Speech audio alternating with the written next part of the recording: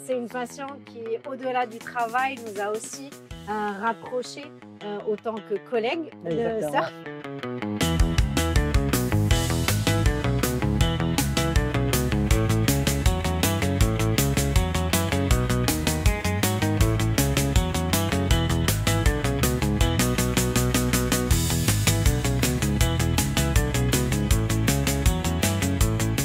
Oui, on y va. Vas-y. On en redonne. On le redonne. Moi, c'est Hajar. Je suis responsable recrutement chez AFD Tech Part of Accenture. Je suis chez AFD depuis plus de 4 ans déjà.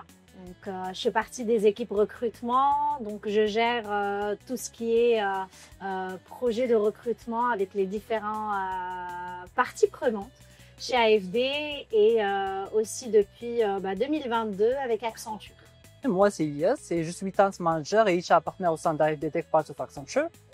Et mon rôle principalement, c'est d'accompagner les collaborateurs tout au long de leur parcours professionnel au sein de l'entreprise, en intervenant sur l'ensemble des étapes clés de leur carrière, commençant par l'intégration juste après le recrutement et sur l'ensemble des volets, que ce soit formation, développement de compétences, mobilité, promotion et satisfaction. On est quand même acteur majeur de la marque employeur, mais aussi, et ce qui est bien, et ce qu'on travaille aussi avec nos HR partners, nos talent managers, c'est la partie formation. Ça veut dire qu'aujourd'hui, à travers ces partenariats écoles qu'on fait et qu'on initie avec les écoles, ça nous permet aussi de proposer des formations pour les collaborateurs en interne. Mais il m'a expliqué dans la foulée donc le climat, donc les valeurs, les projets sur lesquels vous travaillez, et surtout je me suis un peu aventuré sur vos réseaux sociaux pour voilà, donc m'imprégner de la culture de l'entreprise, et j'ai tout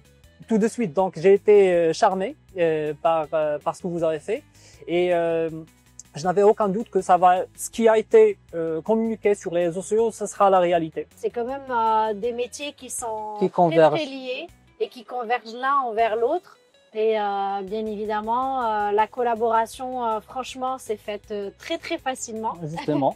Au-delà d'être de simples collègues, on est aussi des surfeurs. On essaie de surfer les week-ends quand on peut, après le travail. Et on essaie de joindre un peu l'utile à l'agréable.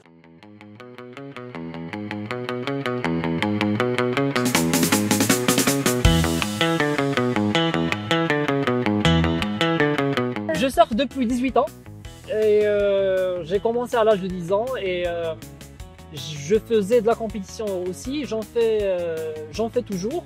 Alors là, à 13 ans, je suis en pleine préparation pour reprendre le circuit championnat national. Mon dernier titre, c'était champion régional. Depuis ce temps-là, j'ai fait un break et je reprends cette année. Bon, j'ai découvert le surf il y a 4 ans, mais ça fait plus d'1 an que j'en fais pratiquement 1 à 2 fois par semaine. Et des fois même, j'organise des petits surf trips pour découvrir un petit peu toutes les côtes du Maroc.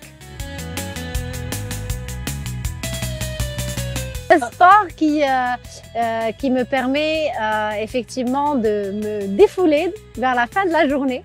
Avec une journée bien chargée, ça me permet un petit peu de renouveler mes énergies et de me dépenser et d'apprendre un peu plus sur moi. Pour moi, c'est le meilleur créneau pour surfer. Déjà en termes de luminosité, les effets que ça fait et surtout côté vague. Pour moi, les meilleures sessions que j'avais faites, c'était durant ce créneau-là. C'est un sport où on gère beaucoup d'imprévus. Donc déjà la nature, la mer, et en même temps on doit nous gérer nous-mêmes et gérer aussi une planche à côté. Qu'aujourd'hui on est quand même face à certains éléments qu'on ne peut pas contrôler.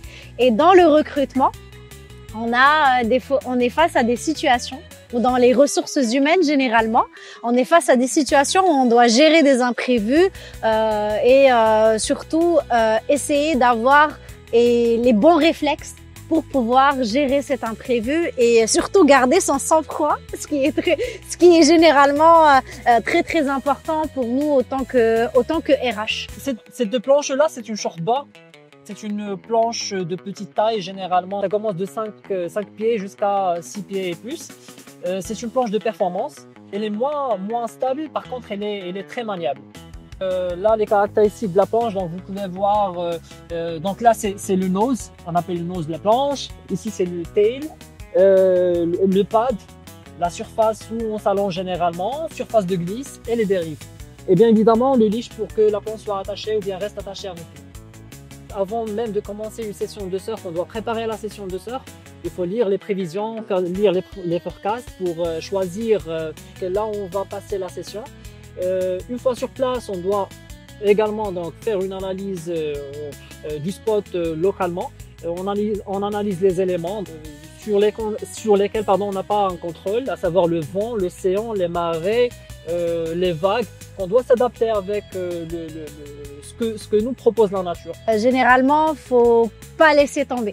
Au début, comme je l'ai dit, il y a quand même beaucoup de frustration, surtout quand on n'arrive pas à avancer, quand on n'arrive pas à se mettre debout aussi, surtout quand on débute.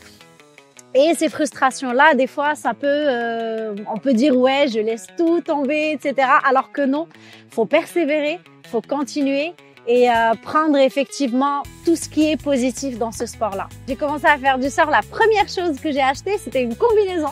Ça, c'est important pour se protéger déjà du froid, mais aussi des blessures. Parce que c'est une combinaison qui nous permet aujourd'hui, qui est assez épaisse. Il y a des combinaisons adaptées à l'été, mais aussi d'autres pour l'hiver, qui est assez épaisse pour nous tenir au chaud, mais en même temps nous protéger. Et bien sûr, aussi d'une planche, bien évidemment, qui est bien sûr attachée à un leash. Si vous ne connaissez pas ce sport, n'hésitez pas à le pratiquer. Ça vous permettra de vous découvrir et de dépasser plusieurs choses, que ce soit sur le côté professionnel, mais aussi personnel.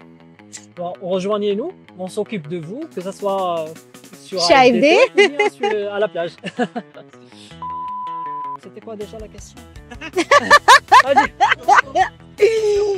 Comment je me suis... Non, c'était la première question, je pense que... Ah, attends, c'était quoi? Combien? Ah ouais, t'as vu? On se perd, je suis dans mon élément. Il y a le vague qui déferle derrière. On les entend, mais... Je m'en patiente.